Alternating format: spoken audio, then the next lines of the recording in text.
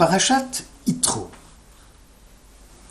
Moïse s'assit pour rendre la justice au peuple, et le peuple se tint debout autour de Moïse, du matin jusqu'au soir. Le beau-père de Moïse, voyant comme il procédait à l'égard du peuple, lui dit : « Que signifie ta façon d'agir envers ce peuple ? Pourquoi sièges-tu seul et tout le monde stationne-t-il autour de toi du matin au soir ? » Moïse répondit alors à son beau-père : « C'est que le peuple vient à moi pour consulter le Seigneur. Lorsqu'ils ont une affaire, elle m'est soumise. Alors je prononce entre les parties et je fais connaître les décrets du Seigneur et ses instructions. » Le beau-père de Moïse répliqua : « Le procédé que tu emploies n'est pas bon, car la tâche est trop lourde pour toi. Or écoute ma voix, ce que je te conseille. Représente toi seul le peuple vis-à-vis de Dieu en exposant les litiges au Seigneur. Mais choisis entre le peuple des hommes éminents, craignant Dieu, amis de la vérité, ennemis du lucre, et place-les à leur tête comme chidiarques, centurions, cinquanteniers et décurions. Ils jugeront le peuple en permanence. Exode 18. C'est une nouvelle paracha que Yitro a fait introduire dans le texte de la Torah, celle qui va traiter du système judiciaire et administratif en Israël. Pour les commentateurs qui admettent que la venue de Yitro s'est produite avant la théophanie, il y a là une leçon évidente à méditer. Il ne pourrait pas y avoir de loi divine sans justice au préalable. Et la justice au préalable, c'est celle du bien commun, conçue comme respect mutuel des personnes, équilibre des libertés et solidarité sociale. Yitro est venu proposer une organisation générale et harmonieuse de la vie sociale, ainsi que le principe qui permet à chaque instance de se maintenir à sa place, tout en présidant à l'harmonie de l'ensemble. Les juges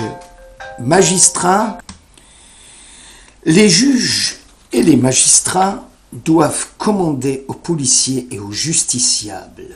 Il ne peut y avoir de regroupement d'individus différents s'ils ne sont pas structurés par des liens de dépendance réciproques et évoluant selon des schémas réglés. Tzror Hamor. Prétend que la Torah peut mettre en valeur la sagesse de Yitro et son sens pratique, puisque Moïse a écouté l'avis de son beau-père et effectua tout ce qu'il avait dit. Le débat est ouvert. Puisque Dieu a donné à son peuple des lois et des jugements justes, Israël avait-il besoin des conseils d'un converti concernant la mise en place de son système judiciaire ?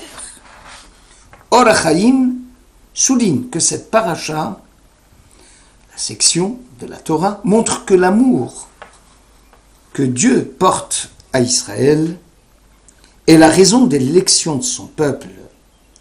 Très certainement, dit-il, le peuple hébreu, en quittant l'Égypte, n'avait pas une grande culture, c'est-à-dire une capacité de comprendre la réalité du présent au lieu de la subir en toute naïveté. Ce peuple nomade n'a pas encore assimilé l'héritage de son passé d'esclave, ni dépassé la sphère étroite de ses intérêts immédiats et vitaux comme les besoins d'eau ou de nourriture. Le peuple sorti d'Égypte n'a pas encore imprimé sa marque au monde. Pourtant, les prédispositions existaient chez lui, dit le Or HaChaim, grâce à l'enseignement oral de la Torah, et de ce fait, Israël va lancer le mouvement qui reflètera le progrès de la conscience humaine à cette époque. Parce que c'est l'éducation à la Torah qui va se faire très prochainement, qui va permettre au peuple d'atteindre le point de vue de l'universel. Et c'est là le sens de la mission qui est dévolue à ce royaume de pontifes et de peuples saints. Aussi estime le commentateur, les nations du monde peuvent prétendre à des civilisations brillantes, synonymes de progrès universel et indiscutable, avec un état d'avancement des connaissances techniques, scientifiques remarquables, ainsi qu'une organisation de la société hiérarchique sans faille. Toutefois, seul le peuple hébreu a été choisi par Dieu en vue de recevoir la Torah. Cela est dû très certainement aux qualités humaines exceptionnelles de ce peuple, qualités héritées de leurs ascendants patriarcaux, et aussi grâce à un acte de bienfait gratuit de la part du Très-Haut, Hesed Elyon ve'ahavat abot. Abravanel, lui, ne trouve aucune ingéniosité dans les conseils de Yitro. La Torah, dit-il, accorde une large place aux propositions du beau-père de Moïse, puisque ce dernier, de son propre gré, a pris l'initiative de venir en aide à Israël en mettant à leur disposition une organisation hiérarchique de l'appareil judiciaire, qu'il avait probablement, dit Abravanel, expérimenté chez lui à Midian. Comme il convient de rétribuer chacun en vue de la contribution qu'il a apportée à la communauté humaine, la Torah lui consacre un chapitre entier et souligne que Moïse prêta lui à la vie de Yitro. Très certainement, l'idée de Yitro n'était pas nouvelle pour Moïse, mais il est intéressant de noter que par un acte de gratitude, le prophète remercia à sa manière son beau-père. La Mechilta, citant Rabbi Eliezer Amodai, écrit « Moïse écouta l'avis de son beau-père et effectua tout ce qu'il lui avait dit. » Abravanel continue et soutient que Moïse avait connaissance qu'une nation a besoin d'être gouvernée, ce qui suppose une pyramide hiérarchisée de commandements allant du sommet à la base. Or, l'homme de Dieu, sachant que la Torah va être donnée incessamment au peuple, a préféré prendre sur lui, pendant ce court laps du temps, l'excès de travail occasionné par une justice rendue par un seul homme, au lieu d'en déléguer la charge à d'autres. Le but recherché par Moïse était d'associer l'organisation de la société juive et de l'asseoir sur des bases solides de Torah et d'enseignement des valeurs des mitzvot, et non sur uniquement une raison humaine qui gouverne le monde et l'histoire universelle. Probablement, Moïse dénonce la raison en tant que principe d'explication qui s'oppose à la foi. Il n'y a pas de cheminement vers un état rationnel conforme aux intérêts suprêmes de l'humanité. Il y a, dit le commentateur, une volonté divine d'amener le monde vers son tikkun, vers son achèvement. Moïse, par son action, va concrétiser les préceptes de Dieu. Yitro propose à Moïse, choisi entre tout le peuple, des hommes éminents, craignant Dieu, amis de la vérité, ennemis du lucre. Moïse, inspiré par Dieu, demande à ce que la nomination des juges se fasse par Israël et non par lui-même. Tu institueras, toi Israël, des juges et des magistrats dans toutes les villes. En lieu et place d'hommes éminents, Moïse recommande des sages en Torah, instruits en législation toranique. Yitro recommande de choisir des juges parmi la classe sociale instruite et cultivée. Moïse ordonne de prendre dans chacune des tribus d'Israël, selon les mérites de chacun et non selon ses origines aristocratiques.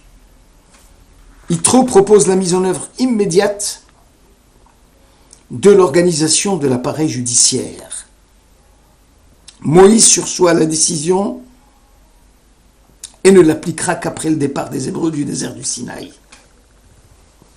Ces différences notoires montrent à l'évidence que l'homme de Dieu obéit à l'injonction de Dieu et non à l'avis des experts comme Yitro. Prêter une attention particulière au conseil de Yitro était une marque d'estime et de remerciement de la part de Moïse vis-à-vis de son beau-père. Yitro d'ailleurs finira par prendre ses distances vis-à-vis d'Israël, n'ayant pas compris la signification profonde de la sortie d'Égypte. Très certainement, Yitro avait connaissance de la grandeur de Dieu et de la grandeur d'Israël. Mais paradoxalement, en retournant chez lui, il a tourné le dos à l'événement majeur qui est celui de la théophanie.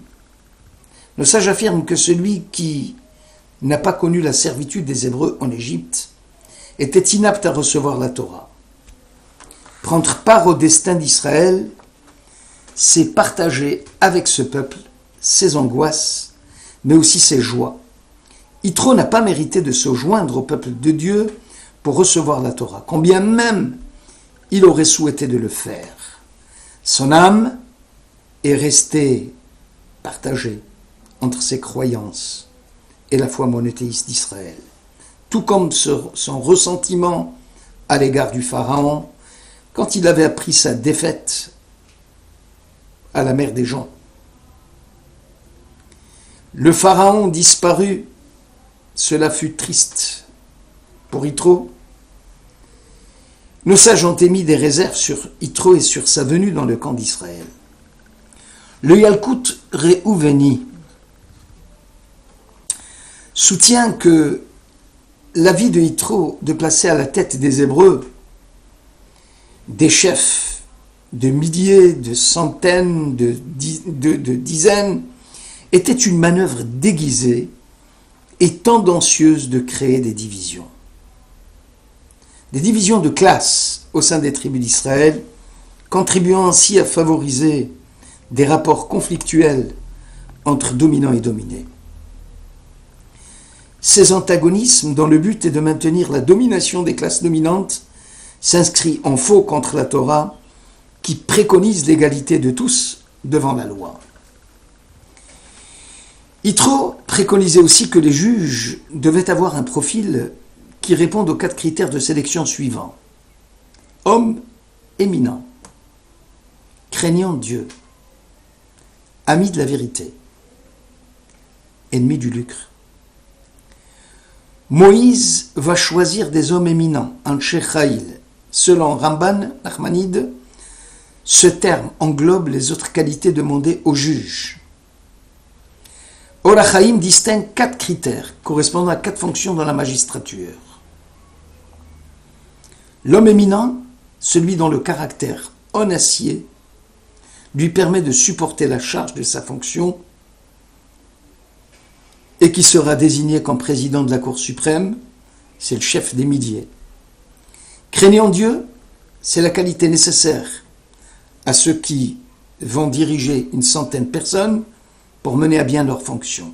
Aimant la vérité, c'est ce qui est demandé à ceux qui vont commander une cinquantaine de personnes. Ennemi du lucre est la vertu minimale exigée du juge de base qui a en charge le dossier des dizaines d'individus.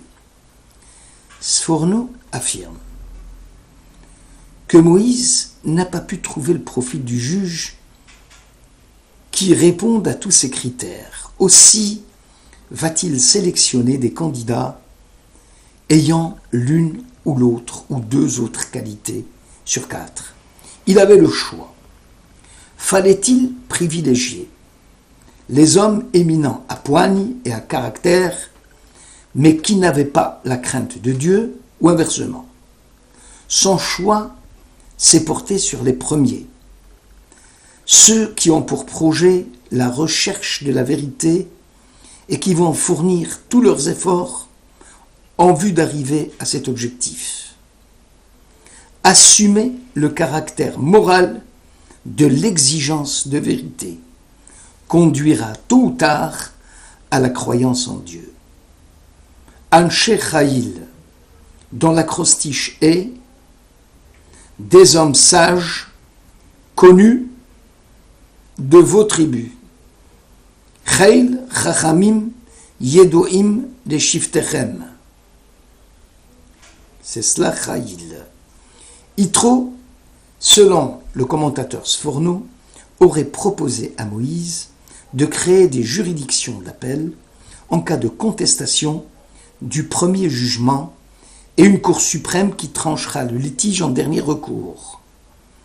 Enfin, le Gaon de Vilna montre que Yitro, bien avant Montesquieu,